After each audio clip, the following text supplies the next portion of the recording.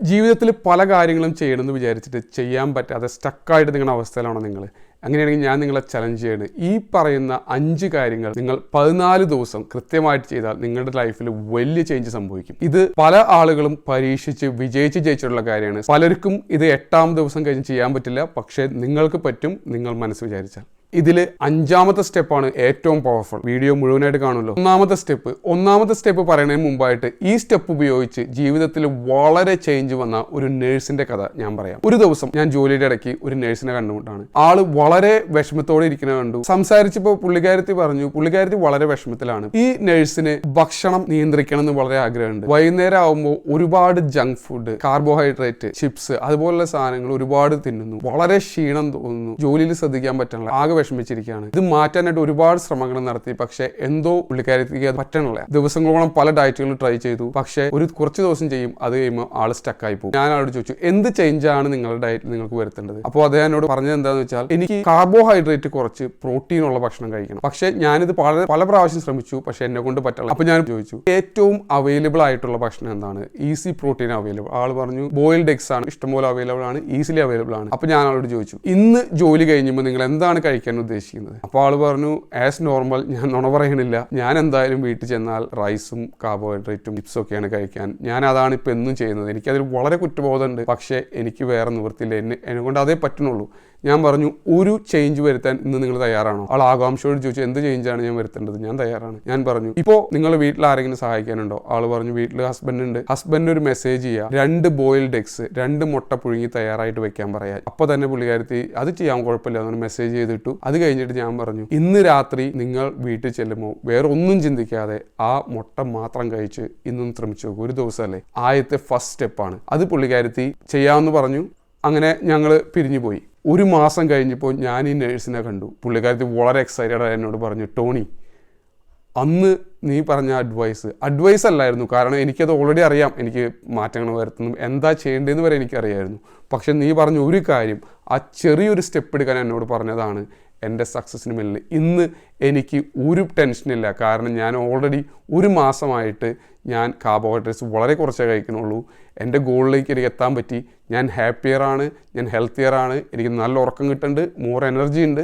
എനിക്ക് എന്തായിരുന്നു വേണ്ടത്? ഞാൻ കഴിഞ്ഞ 2-3 വർഷമായിട്ട് സ്ട്രഗിൾ ചെയ്തുകൊണ്ടിരുന്ന കാര്യം എനിക്കിപ്പം മാറാൻ പറ്റി. എനിക്ക് എങ്ങനെ നന്ദി പറയണമെന്നറിയില്ല. ഞാൻ പറഞ്ഞു, എന്നോടല്ല നന്ദി പറയേണ്ടത്, നിങ്ങൾ തുടങ്ങിയ ആ 1 സ്മോൾ സ്റ്റെപ്പ് അല്ലെങ്കിൽ ആ 1 സ്മോൾ ആക്ഷൻ. അപ്പോൾ നിങ്ങളുടെ ചലഞ്ച് നമ്പർ 1 ഇതാണ്.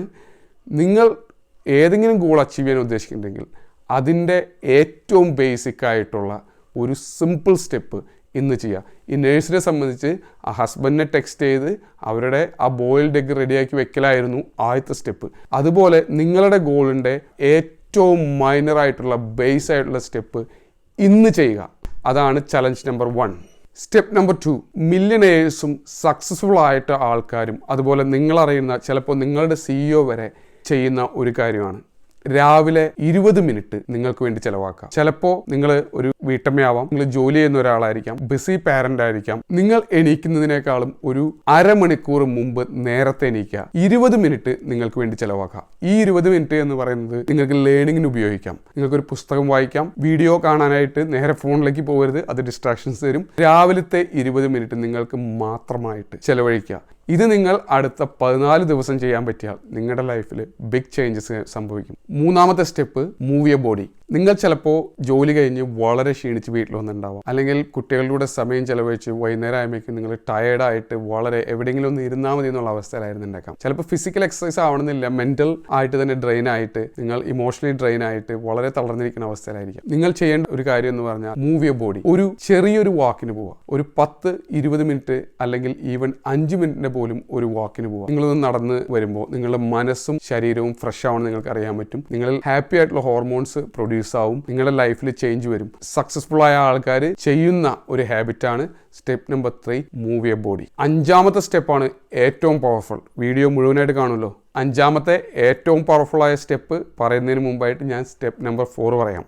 നാലാമത്തെ സ്റ്റെപ്പ് റൈറ്റ് റിഫ്ലക്ഷൻ. ഒരു റിഫ്ലക്ഷൻ എഴുതാം. നമ്മൾ എത്ര തിരക്ക് പിടിച്ച ദിവസമായാലും ജോലി കഴിഞ്ഞ് വീട്ടിൽ വന്നിട്ടായാലും വൈകുന്നേരം ഒരു ഡയറി എടുത്ത് നമ്മളുടെ ആ ദിവസത്തെ പറ്റി ഒരു റിഫ്ലക്ഷൻ എഴുതിയാൽ നമ്മുടെ ബ്രെയിനിന് ഒരു റിലീഫ് കിട്ടും. ഇത് നമ്മളെ നല്ലൊരു ഉറക്കം തരാനും പിറ്റേ ദിവസത്തെ കാര്യങ്ങൾ വളരെ എനർജറ്റിക് ആയിട്ട് ചെയ്യാനും നമ്മളെ സഹായിക്കും. ഈ റിഫ്ലക്ഷൻ എങ്ങനെ എഴുതാമെന്ന് പറഞ്ഞാൽ നിങ്ങൾക്ക് പല മെത്തേഡുകൾ ഉപയോഗിക്കാം. ഞാൻ ഒരു മെത്തേഡ് പറഞ്ഞുതരാം. ഇന്ന് എന്താണ് നല്ലത് നടന്നത്. ആദ്യം നമ്മൾ ഇന്നത്തെ ദിവസത്തെ അവലോകനം ചെയ്തിട്ട് വളരെ സിമ്പിളായിട്ട് നടന്ന നല്ല കാര്യങ്ങൾ എഴുതി വയ്ക്കുക. ഇന്ന് എന്താണ് മോശമായിട്ട് നടന്നത് അതും നിങ്ങളുടെ ഡയറിയിൽ എഴുതാം. ഇനി ഒന്നും കൂടി എഴുതാം, ഇനി എന്ത് ചേഞ്ചാണ് ഞാൻ വരുത്തേണ്ടത്, ഇന്നത്തെ വിട്ട് നാളത്തേക്ക് ഞാൻ എന്ത് വ്യത്യാസം എൻ്റെ ബിഹേവിയറിൽ സ്വഭാവത്തിൽ എന്ത് വ്യത്യാസമാണ് ഞാൻ വരുത്തേണ്ടത്.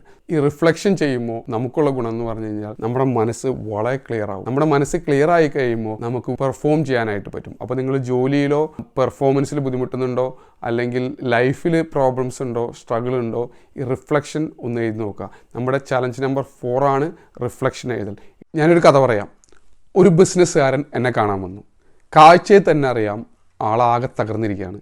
ഞാൻ ഇരിക്കാൻ പറഞ്ഞു. ഞങ്ങൾ സംസാരിച്ചു തുടങ്ങി. അദ്ദേഹത്തിൻ്റെ കഥ പറഞ്ഞു. വർഷങ്ങളായിട്ട് ബിസിനസ് ഒരു നിലയ്ക്ക് എത്തിക്കാൻ അദ്ദേഹം നോക്കിക്കൊണ്ടിരിക്കുകയാണ്.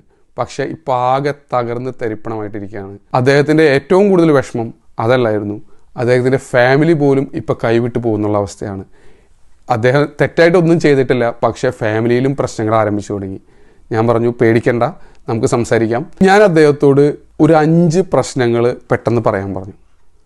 പെട്ടെന്ന് തന്നെ അദ്ദേഹത്തിനുണ്ടായിരുന്ന 5 അല്ല 10 പ്രശ്നങ്ങൾ അദ്ദേഹത്തിന് പെട്ടെന്ന് പറയാൻ പറ്റി. ഒട്ടും പ്രതീക്ഷിക്കാതെ ഞാൻ വേറൊരു ചോദ്യം ചോദിച്ചു. താങ്കൾക്ക് എന്നോട് ഒരു 5 നന്മകൾ, ഇന്നുള്ള 5 നന്മകൾ പറയാൻ പറ്റുമെന്ന് ചോദിച്ചു. ആളാകെ സൈലൻ്റായി പോയി. അദ്ദേഹത്തിന് ആലോചിച്ചിട്ടൊന്നും കിട്ടണില്ല, ഒരു ബ്ലാങ്ക് ആയ അവസ്ഥ. ഞാനപ്പോൾ പതുക്കെ ഹെൽപ്പ് ചെയ്ത് തുടങ്ങി. നിങ്ങൾക്ക് ഒരു വീടുണ്ട്, നിങ്ങളിപ്പോൾ ശ്വാസം എടുക്കുന്നുണ്ട്, നിങ്ങൾ ജീവിച്ചിരിക്കുന്നുണ്ട്, നിങ്ങൾക്കൊരു ഫാമിലി ഉണ്ട്, പ്രശ്നത്തിലാണെങ്കിലും രക്ഷിക്കാൻ പറ്റുന്നൊരു ഫാമിലി ഉണ്ട്. അദ്ദേഹം പറഞ്ഞു ശരിയാണ്. ഞാൻ അദ്ദേഹത്തിന് കൊടുത്തൊരു എക്സസൈസ് ഇതായിരുന്നു. ആദ്യം അടുത്ത 14 ദിവസം എല്ലാ ദിവസവും രാവിലെ 5 നന്മകൾ വെച്ച് എഴുതണം. ഇതിനുശേഷം അദ്ദേഹം കോച്ചിങ് ജോയിൻ ചെയ്തു. 14 ദിവസം കഴിഞ്ഞപ്പോൾ അദ്ദേഹത്തിനെ കാണാൻ വന്നു. അദ്ദേഹം വളരെ കാമായിരുന്നു. വളരെ ഇൻട്രസ്റ്റിംഗ് ആയിട്ട് കുറച്ച് കാര്യങ്ങൾ അദ്ദേഹത്തിനോട് പറഞ്ഞു. അദ്ദേഹം പുറത്തുള്ള സാഹചര്യങ്ങളെ കണ്ടിരുന്ന രീതി കംപ്ലീറ്റ്ലി മാറി. ചുറ്റുമുള്ള സാഹചര്യങ്ങളല്ല മാറിയത്, അതിന് അദ്ദേഹം കാണുന്ന രീതിയിൽ വ്യത്യാസം വന്നു. അപ്പോൾ തന്നെ ആൾക്ക് കാര്യങ്ങൾ ശ്രദ്ധിക്കാൻ പറ്റി. പല കാര്യങ്ങളിലും ബെറ്റർ ആയിട്ടുള്ള റിസൾട്ട് കിട്ടി തുടങ്ങി. പല പ്രശ്നങ്ങൾക്കും അദ്ദേഹത്തിന് തന്നെ സൊല്യൂഷൻ കണ്ടുപിടിക്കാൻ പറ്റി. ഇൻട്രസ്റ്റിംഗ്ലി ഫാമിലി പോലും അദ്ദേഹത്തോട് പെരുമാറിയിരുന്ന രീതികളിൽ വ്യത്യാസം വന്നു. അപ്പോൾ ഇതാണ് ഏറ്റവും പവർഫുള്ളായത് നമ്മുടെ step number 5, the power of appreciation. ഇതിൻ്റെ തിയറി, ഇത് നമ്മുടെ ബ്രെയിൻ ലെവലിൽ എങ്ങനെ വർക്ക് ചെയ്യുന്നു ഞാനൊരു വേറൊരു വീഡിയോ ചെയ്തിട്ടുണ്ട്, അത് നിങ്ങൾക്ക് കാണാം. എൻ്റെ ചോദ്യം ഇതാണ്, നിങ്ങൾ ഈ ചലഞ്ച് ഏറ്റെടുക്കാൻ തയ്യാറാണോ? തയ്യാറാണെങ്കിൽ ഇപ്പോൾ തന്നെ ഇതിന് താഴെ സ്റ്റെപ്പ് 1 എന്ന് കമൻറ്റ് ചെയ്യും. അതായിരിക്കും നിങ്ങളുടെ ആദ്യത്തെ ആക്ഷൻ. Number action wins. നിങ്ങൾക്ക് ഈ വീഡിയോ ഉപകാരമാണെന്ന് തോന്നിയാൽ സബ്സ്ക്രൈബ് ചെയ്യാൻ മടിക്കണ്ട. ഇതിലും പവർഫുൾ ആയിട്ടുള്ള വീഡിയോസ് ഇനിയും ഞാൻ അപ്ലോഡ് ചെയ്യുന്നതായിരിക്കും.